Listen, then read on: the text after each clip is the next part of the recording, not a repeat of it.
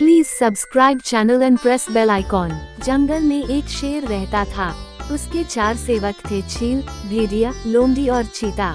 चील दूर दूर तक उड़कर समाचार लाती। चीता राजा का अंगरक्षक था, सदा उसके पीछे चलता। लोमड़ी शेर की सेक्रेटरी थी। भेड़िया गृहमंत्री था। उनका असली काम तो शेर की चापलूसी करना था। इस काम में चारों माहिर थे, इसलिए जंगल के दूसरे जानवर उन्हें चापलूस मंडली कहकर पुकारते थे। शेर शिकार करता, जितना खा सकता वह खाकर बाकी अपने सेवकों के लिए छोड़ जाया करता था। उससे मजे में चारों का पेट भर जाता। एक दिन चील ने आकर चापलूस मंडली को सूचना दी, भाइयों, सड़क के किनारे एक ऊंट बैठा है। भेड़िया चौंका, ऊंट किसी काफिले से बिछुड़ गया होगा। चीते ने जीभ चटकाई, हम शेर को उसका शिकार करने को राजी कर ले तो कई दिन दावत उड़ा सकते हैं। लोमड़ी ने घोषणा की, यह मेरा काम रहा। लोमड़ी शेर राजा के पास गई और अपनी जुबान में मिठास घोलकर बोली, महाराज, दूत ने खबर दी है कि एक ऊंट सड़क किनारे बैठा है। मैंने सुना है कि मनुष्य के पाले जानवर का मांस का स्वाद ही कुछ और होता है। बिल्कुल राजा महाराजाओं के काबिल। आप आज्ञा दे तो आपके शिकार का ऐलान कर दूं। शेर लोमड़ी की मीठी बातों में आ गया और चापलूस मंडली के साथ चील द्वारा बताई जगह जा पहुंचा। वहां एक कमजोर सा ऊंट सड़क किनारे निढाल बैठा था। उसकी आंखें पीली पड़ चुकी थीं। उसकी हालत देखकर शेर ने पूछा, क्यों भाई, तुम्हारी यह हालत कैसे हुई? ऊंट कराहता हुआ बोला, जंगल के राजा, आपको नहीं पता इंसान कितना निर्दयी होता है। मैं एक ऊंटों के काफिले में एक व्यापार माल ढो रहा था। रास्ते में मैं बीमार पड़ गया। माल ढोने लायक नहीं, उसने मुझे यहाँ मरने के लिए छोड़ दिया। आप ही मेरा शिकार कर मुझे मुक्ति दीजिए। ऊंट की कहानी सुनकर शेर को दुख हुआ। अचानक उसके दिल में राजाओं जैसी उदारता दिखाने की जोरदार इच्छा हुई। शेर ने कहा, ऊंट, तुम्हें कोई जंगली जानवर नहीं मारेगा। मैं तुम्हें अभय देता हूँ। तुम हमारे साथ चलोगे और उसके बाद हमारे साथ ही रहोगे। चापलूस मंडली के चेहरे लटक गए। भेड़िया फुसफुसाया, ठीक है, हम बाद में इसे मरवाने की कोई तरकीब निकाल लेंगे। फिलहाल शेर का आदेश मानने में ही भलाई है। इस प्रकार ऊंट उनके साथ जंगल में आया। कुछ ही दिनों में हरी घास खाने व आराम करने से वह स्वस्थ हो गया। शेर राजा के प्रति वो ऊंट बहुत कृतज्ञ हुआ।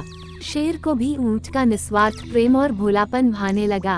ऊंट के तगा होने पर शेर की शाही सवारी ऊंट के ही आग्रह पर उसकी पीठ पर निकलने लगी। वह चारों को पीठ पर बिठाकर चलता।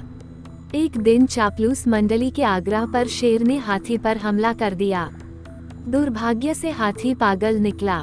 शेर को उसने सूंड से उठाकर पटक दिया। शेर उठकर बच निकलने में सफल तो हो गया, पर उसे चोटें बहुत लगीं। शेर लाचार होकर बैठ गया। शिकार कौन करता? कई दिन न शेर ने कुछ खाया और न सेवकों ने। कितने दिन भूखे रहा जा सकता है? लोमड़ी बोली, हद हो गई।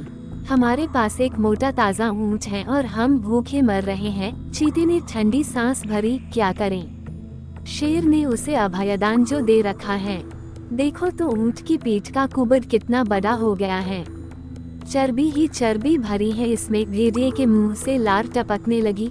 ऊंट को मरवाने का यही मौका है, दिमाग लड़ाकर कोई तरकीब सोचो। लोमड़ी ने धूर्त स्वर में सूचना दी, तरकीब तो मैंने सोच रखी है। हमें एक नाटक करना पड़ेगा। सब लोमड़ी की तरकीब सुनने लगे। योजना के अनुसार चापलूस मंडली शेर के पास गई। सबसे पहले चील बोली, महाराज, आपको भूखे पेट रहकर मरना मुझसे नहीं देखा जाता। आप मुझे खाकर भूख मिटाए। लोमड़ी ने उसे धक्का दिया, चल हट, तेरा मांस तो महाराज के दांतों में फंसकर रह जाएगा। महाराज, आप मुझे खाए। भेड़िया बीच में कूदा, तेरे शरीर में बालों के सिवा है ही क्या? महाराज, मुझे अपना भोजन बनाएंगे। अब चीता बोला, नहीं, भेड़िए का मांस खाने लायक नहीं होता। मालिक, आप मुझे खाकर अपनी भूख शांत कीजिए। चापलूस मंडली का नाटक अच्छा था। अब ऊंट को तो कहना ही पड़ा, नहीं महाराज, आप मुझे मारकर खा जाए। मेरा तो जीवन ही आपका दान दिया हुआ है।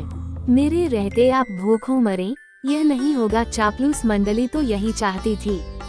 सभी एक स्वर में बोले, यही ठीक रहेगा महाराज। अब तो ऊंट खुद ही कह रहा है। चीता बोला, महाराज आपको संकोच हो तो हम इसे मार दें। चीता व भेड़िया एक साथ ऊंट पर टूट पड़े और ऊंट मारा गया। सीखा, चापलूसों की दोस्ती हमेशा खतरनाक होती है। Please subscribe channel and press bell icon.